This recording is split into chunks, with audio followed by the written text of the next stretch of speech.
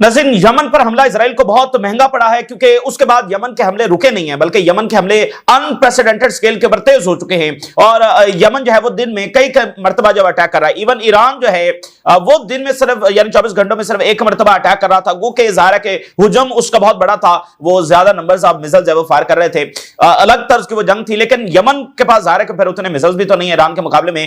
तो पहले इस हमले से पहले जो इजराइल ने किया, यमन दिन में 24 आवर्स के अंदर एक मरतबा अटैक कर रहा था, लेकिन अब वो 2 से 3 मरतबा 4 मरतबा जब वो अटैक कर रहा है। यानी उनको अब सांस लेने का मौका नहीं मिल रहा, क्योंकि एक हमले में 2, 3, 4 घंटे तो लग ही जाते हैं। यानी सायरन्स बजे, वो शेल्टर्स में भागे, फिर वो वापस आए, तो ये इतना प्रोसेस होता है। फिर 2 घंटे का वक्फा आया, फिर अटैक हो गया, तो उनको सांस लेने का जब वो मौका इस वक्त नहीं मिल रहा है। कल जो है वो 2 से 3 मरतबा बेन गुरियन एयरपोर्ट जो है वो उनको बंद करना पड़ा है, फ्लाइट जो है वो रोकना पड़ी है 2 से 3 मरतबा।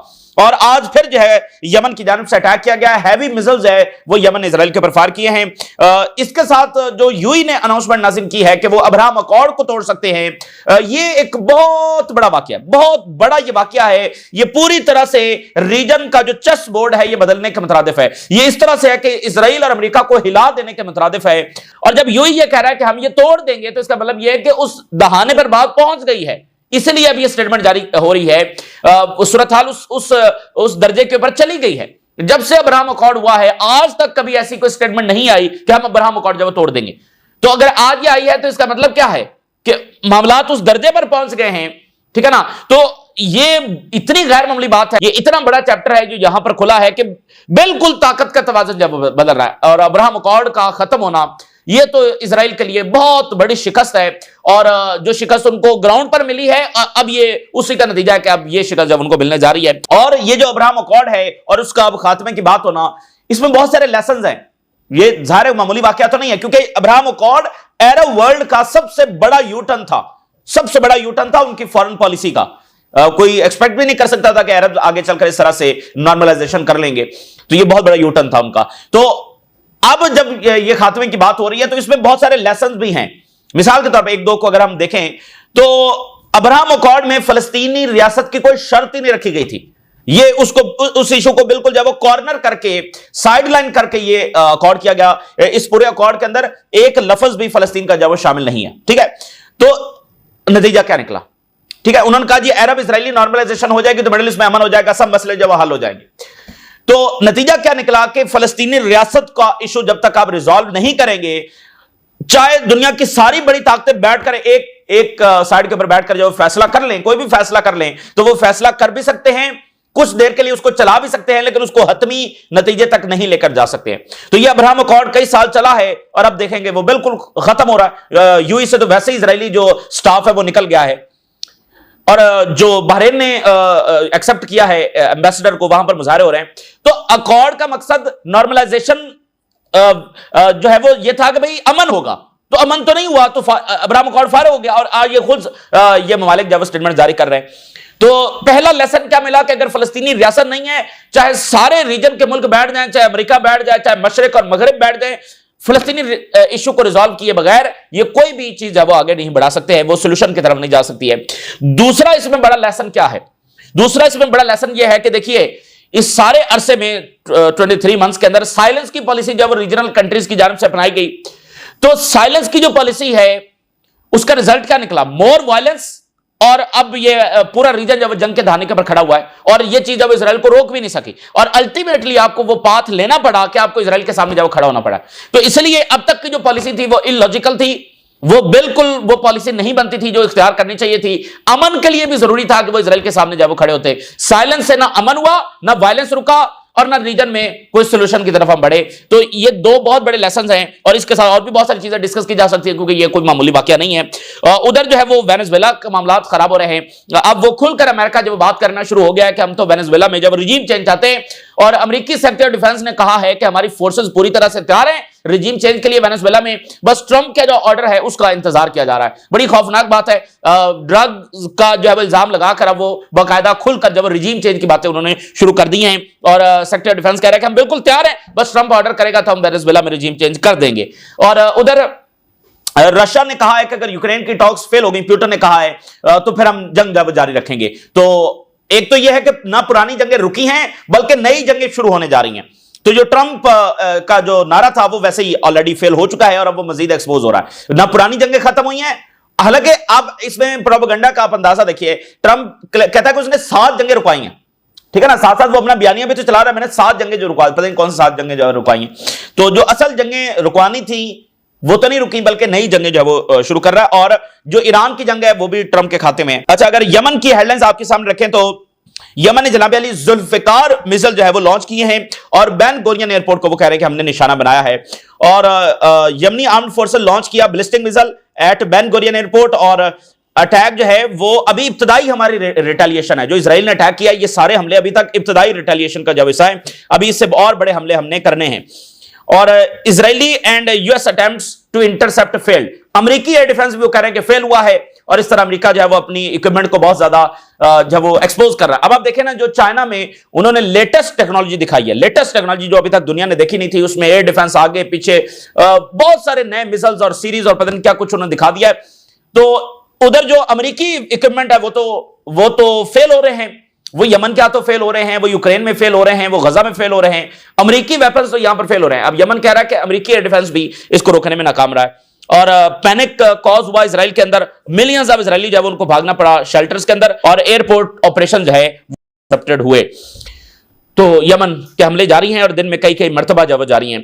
अच्छा, उधर जो है वो गजा में शदीद तरीन लड़ाई रिपोर्ट की जा रही है, जो जैतून का इलाका है उसमें मजीद इजरायली फौजियों की हलाकतें और डिस्ट्रक्शंस हुई हैं।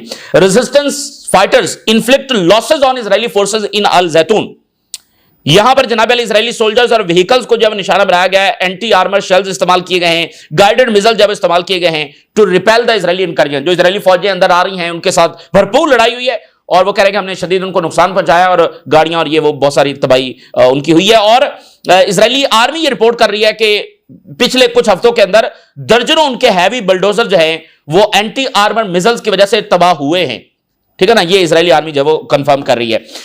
अच्छा, तो ये एक सूरत हाल होगी, यानी गजा में कल इजरायली आर्मी चीफ ने अनाउंस कर दिया था कि हमारा ऑपरेशन जो है वो शुरू हो चुका है, तो भरपूर लड़ाई वहां पर हो रही है। अच्छा, इसी दरमियान जो है वो वेस्ट बैंक की जो सूरत हाल है वो बड़ी डेंजरस है, कई महीनों से हम देख रहे हैं कि वो डेंजरस सूरत हाल है, लेकिन अब उसमें एक नया इजाफा हुआ है। इजरायली जो है उन्होंने बैंकों के ऊपर छापे मारे और एक्सचेंज ऑफिसेज और सारा, तो वो वेस्ट बैंक की पूरी इकोनॉमी को कोलैप्स की तरफ लेकर जा रहे हैं, क्योंकि फलस्तीनियों को डिस्प्लेस करने के लिए, यानी उनकी जो पूरा एक निजाम जिंदगी है उसको पहले डिस्ट्रॉय करना जरूरी है, तो इकोनॉमी को पहले डिस्ट्रॉय करना जरूरी है। तो अमेरिकी जो एम्बेसडर इजराइल में है उसने खुद आज ये बयान जारी कर दिया है कि वेस्ट बैंक के अंदर एस्केलेशन मुतवक्के है और अचानक इकोनॉमिक कोलैप्स वेस्ट बैंक में हो सकता है, और उसने कहा कि इसके बड़े खतरनाक नतीजे निकलेंगे। US ambassador to Israel, if the Palestinian economy collapse completely this will not be a winning deal for anyone, और उसने कहा कि ये जो सारी सूरत हाल वेस्ट बैंक के अंदर पैदा हो रही है इससे एक बड़ी एस्केलेशन हो सकती है, तो वेस्ट बैंक भी पैरेलल यानी कि वहां पर एस्केलेशन हो रही है। अच्छा, इजराइल के अंदर कुछ बहुत ही अनयूजुअल हुआ है, वेरी वेरी अनयूजुअल। एक लड़ाई डिवीजन ये तो कंफर्म हो चुकी है कि वहां पर है, एक सूरत की खाना जंगी तो वहां पर है, अब उस खाना जंगी में एक नया इजाफा हुआ है। सबसे वायलेंट प्रोटेस्ट जो है वो वहां पर हुए, और खासकर यरूशलेम के अंदर हुए, बहुत ही वायलेंट प्रोटेस्ट हुए हैं, और उन्होंने कारें जला दी हैं, घर वहां पर जला दिए हैं, फलस्तीनियों के नहीं अपने, यानी वो जो प्रोटेस्ट के दरमियान, और बहुत सारे जो उन्होंने कार्स लाकर सैकड़ों की तादाद में, दर्जनों की तादाद में जनाब अली जो कनीसेट है, जो उनकी पार्लियामेंट है, उसके सामने लाकर उसको पूरी तरह से ब्लॉक कर दिया, बड़े वायलेंट लेवल के। और फिर नेतन्याहू के घर के बाहर जब वो आग लगाई गई, तो protester block the entrance of the Knesset with their cars demanding an agreement to stop the war.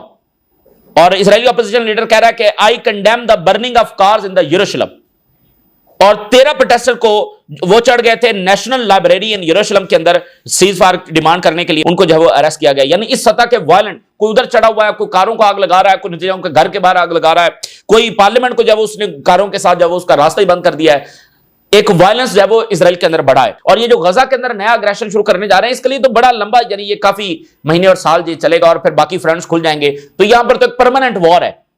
और जो पिछली इंतजामिया थी उसने, यानी ब्लिंकन ने खुद नेतन्याहू को कहा था कि जो कुछ गजा में जो तुम्हारी पॉलिसी है उसके अंदर में अगले 10 साल जंग ही रहेगी, ठीक है ना, तो ये बात भी हुई है।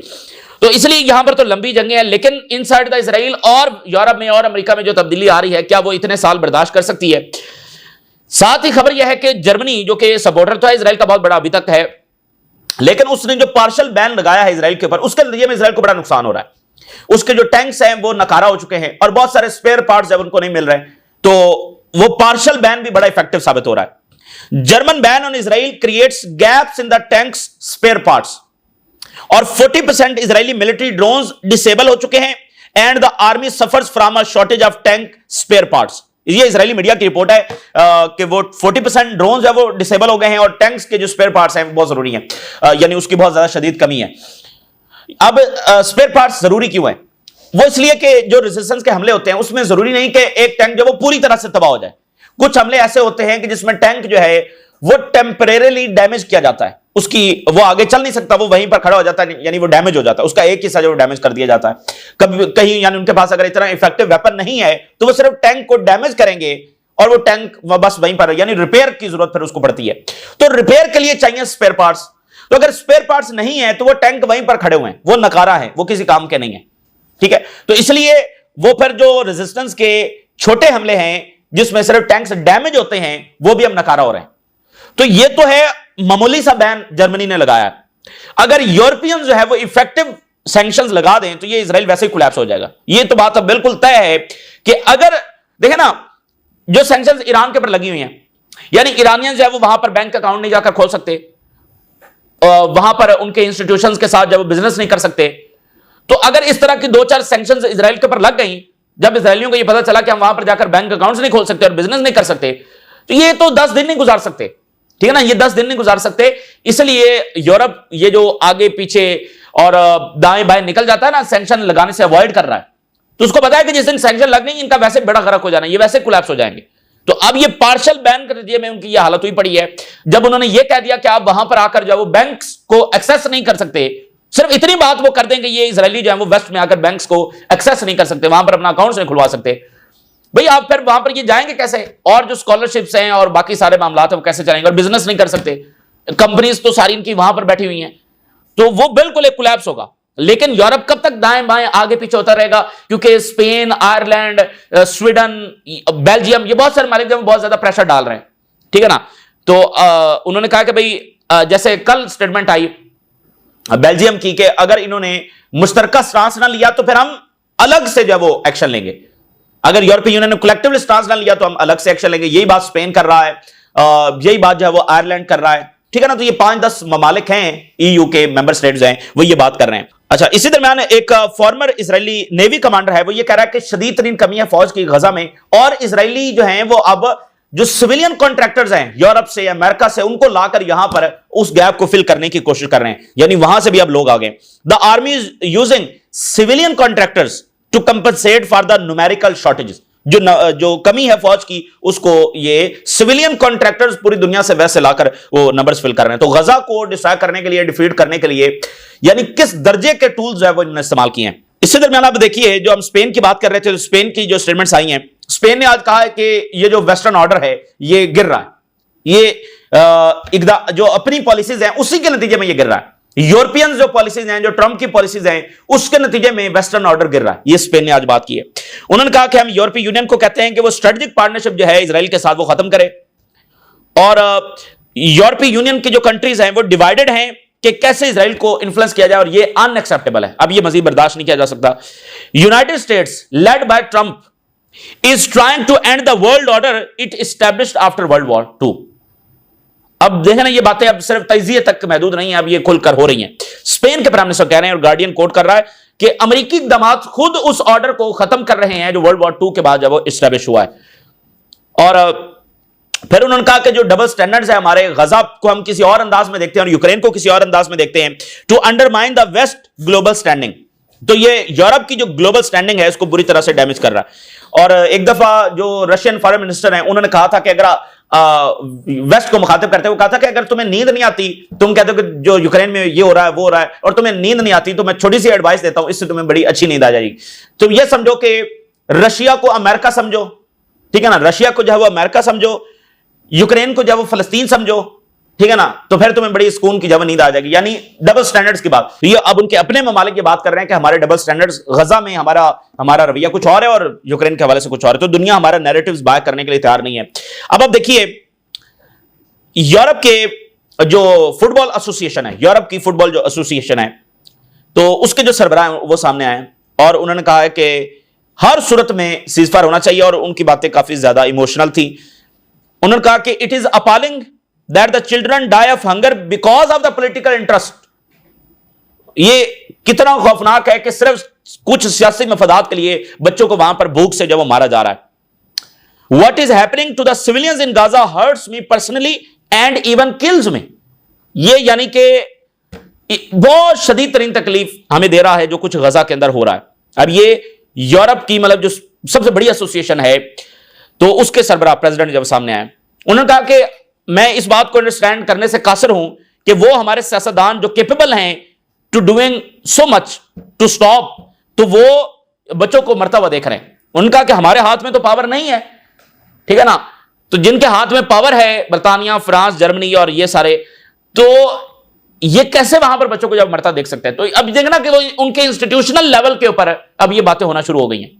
सड़कों पर अलग मुजाहरे हो रहे हैं, मीडिया में भी थोड़ी बहुत तब्दीली देखी जा रही है, और उनके डॉक्टर्स एसोसिएशन और दूसरी एसोसिएशंस और एकेडमिया की, और अब ये वाले इंस्टीट्यूशन जो स्पोर्ट्स रिलेटेड हैं वो भी खुलकर जब ये बातें कर रहे हैं। तो इधर है लंबी जंगें, नेतन्याहू की जो पॉलिसी है उसमें लंबी जंगें हैं, लेकिन यूरोप में और अमेरिका में जो तब्दीली आ रही है उसको कितनी देर वहां के पॉलिटिशियंस है वो दाएं बाएं करके उसको अवॉइड कर सकते हैं। मेरा ख्याल है ज्यादा टाइम नहीं है। और जो मिडिल ईस्ट में तब्दीली आ रही है इसका भी असर उनके ऊपर पड़ेगा। देखें वो भी तो इसलिए बैठे हुए हैं ना कि अगर मिडिल ईस्ट के सियासतदान, मिडिल ईस्ट के हुक्मरान प्रेशर को बर्दाश्त कर सकते हैं तो हम भी कर लेंगे, लेकिन जब मिडिल ईस्ट वाले खड़े हो जाएंगे तो फिर प्रेशर उनके ऊपर भी आएगा। अच्छा, इसी दरमियान जनाब अली उधर आलमी सतह के ऊपर भरपूर एक तूफान अभी भी मचा हुआ है, क्योंकि ट्रंप ने कहा है कि पुतिन और प्रेसिडेंट शी जिनपिंग और किम जोंग उन जो है ये अमेरिका के खिलाफ साजिश कर रहे हैं। ठीक है, ये उसने नाम ले दिया है कि पुतिन, प्रेसिडेंट शी जिनपिंग और किम जोंग उन जो है ये अमेरिका के खिलाफ जब साजिश कर रहे हैं, कंस्पिरेसी कर रहे हैं। यानी सबसे बड़ा इल्जाम ही हो गया ना, सबसे बड़ा इल्जाम हो गया कि भाई आप हमारे खिलाफ हैं। तो जब कोई भी अमेरिका के खिलाफ कंस्पिरेसी करता है तो फिर उसके ऊपर जब अमेरिका जंग लॉन्च करता है, ये बहुत बड़ा इल्जाम है जो वो लगा रहे हैं, तीनों रहनुमाओं के ऊपर जब लगा रहे हैं। अब ये भी अजब मामला है, यानी अमेरिका रशिया के खिलाफ प्रॉक्सी वॉर उसने शुरू की, चाइना को वो कंटेन कर रहा है, उसका मुहासरा कर रहा है, चाइना के खिलाफ उसकी पॉलिसीज है वो अग्रेसिव पॉलिसीज हैं, नॉर्थ कोरिया के ऊपर सैंक्शन लगाकर बैठे हुए हैं, और अभी साजिश भी अमेरिका के खिलाफ हो रही है। ये भी अजब वैसे मामला है। और पुतिन ने कहा है कि अगर यूक्रेन की टॉक्स फेल होती हैं तो हम जंग जारी रखेंगे। Russia will fight on if peace talks fails, cease hopes ahead. कोई टॉक्स यहां पर कामयाब नहीं होंगी, क्योंकि यूरोपियंस है वो कभी एडमिट नहीं करेंगे, रशियन डिमांड है वो कभी एडमिट नहीं करेंगे, ये कभी नहीं होगा। इसलिए जंग जब जारी रहेगी और अल्टीमेटली ये रशिया और यूरोप की बराह रास्त लड़ाई शुरू हो जाएगी, और इसी चीज की यूरोप के अंदर तैयारी हो रही है। अच्छा, और जो वेनेजुएला का मामला है बहुत ही खौफनाक रुख इख्तियार कर रहा है। अमेरिकी फौजियां वहां पर आ चुकी हैं, वॉरशिप्स डिप्लॉय हो चुके हैं, यहां से अमेरिका वापस नहीं जाएगा, ये बात ध्यान में रख लें। वो कुछ ना कुछ करके जाएंगे, यानी करने के अटेम्प्ट जरूर करेंगे। ऐसा नहीं होगा कि अब वो चुपके से वापस चले जाएंगे, क्योंकि इसमें मजीद उनकी ह्यूमिलिएशन होगी। तो अब जो आज सेक्रेटरी ऑफ डिफेंस अमेरिका का जो बयान आया वो बड़ा डेंजरस है, क्योंकि इसमें उन्होंने कह दिया है कि हम वहां पर रिजीम चेंज की तैयारी कर रहे हैं, और जब ट्रंप कहेगा तो ये ऑपरेशन शुरू हो जाएगा। The decision to change the regime in Venezuela is up to president Trump and we are ready with all our strength. हम पूरी ताकत के साथ तैयार हैं, बस ट्रंप के ऑर्डर का जब इंतजार किया जा रहा है। और वहां पर ये क्या कर रहे हैं कि जी हमने वो ड्रग लेकर, वो एक कश्ती जा रही थी, हमने उसको निशाना बनाया, ये किया वो किया, तो देखें जी वहां पर बड़े ड्रग्स हो रहे हैं फलाना। हालांकि ये कितनी नॉर्मल सी बात है, हर मुल्क जो है वो कुछ ना कुछ ड्रग्स के खिलाफ ऑपरेशन कर ही रहा होता है। यानी जिस जिसको समंदर लगते हैं वो लाजमी कोई किसी कश्ती को पकड़ा जा रहा है, कहीं से ड्रग्स बरामद हो रहे हैं, ये हर मुल्क का चल रहा है। ये मतलब साउथ एशिया में देखें, यूरोप में देखें, ये हर तरफ हो रहा है, हर मुल्क के ये ऑपरेशन चल रहे होते हैं। तो वेनेजुएला के साइलों के ऊपर जाकर 2-4 कश्तियों को पकड़कर तो कह रहे हैं कि देखें बड़े ड्रग्स जो है फलाना और ये वो। तो ये भोंडा वही इल्जाम है जो इराक के ऊपर लगा, वेपन ऑफ मैस डिस्ट्रक्शन का, फिर शाम, लिबिया और अब ईरान के ऊपर न्यूक्लियर। तो ये सारा वही पैटर्न है, लेकिन ये कितना भोंडा इल्जाम है, ड्रग्स का इल्जाम लगा के वेनेजुएला के ऊपर हमला। तो ये ताजा तरीन सूरत हाल जो आपके साथ शेयर किया, आपने राज करें। इजाजत दीजिए, अल्लाह हाफिज।